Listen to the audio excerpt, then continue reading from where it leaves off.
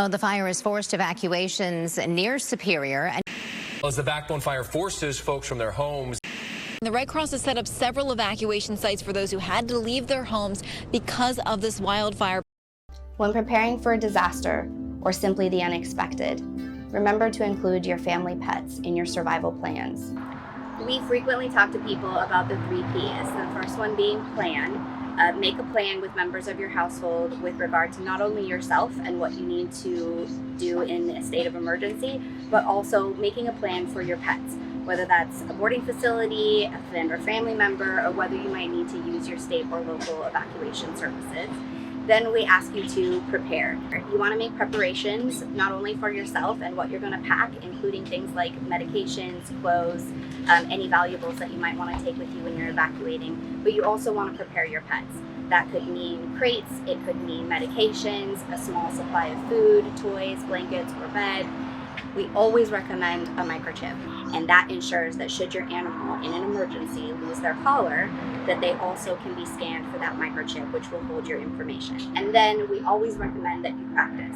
It might seem silly, but when you're required to evacuate during a time of emergency, it can be very scary. So by practicing your evacuation, that means that you make sure that you're getting your dogs into their harnesses, you're doing practice car rides, you are practicing putting your cats into carriers or your critters into carriers so that it's less scary for them. So we always recommend that you do a little bit of practice so that you're ready should the worst occur and you're required to evacuate. Arizona uses a readiness plan called Ready, Set, Go. So when your area is put into ready status, that really means that you should be packing your vehicle and that you are ready to go at a moment's notice.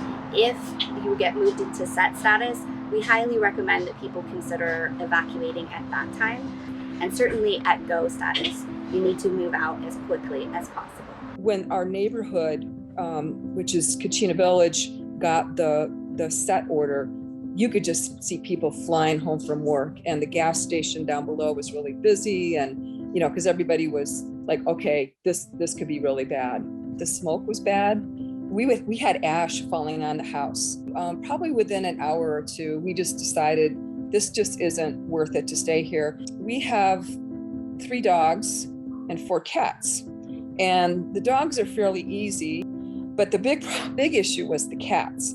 The minute you get those carriers out, they are gone. I mean, they just disappear. We were like, okay, if we have to go and we're looking for these cats and they're hiding under beds and in closets and goodness knows what, and they pick up on our anxiety, which they do, it's going to be bad. But if I were to do it all over again, I would probably already have the food set aside, in like Ziploc bags just ready to go. Another thing we would encourage you to take with you if you are planning to evacuate your pets is make sure that you have records for any of their vaccination history, any specialty medication that they might be on, because if it became necessary for you to leave your animals at a disaster shelter like the Arizona Humane Societies, where we have a veterinarian that would be able to care for your pets, it's good to know a little bit of their medical history, what kinds of concerns they might have, what medications they're on, all of those things.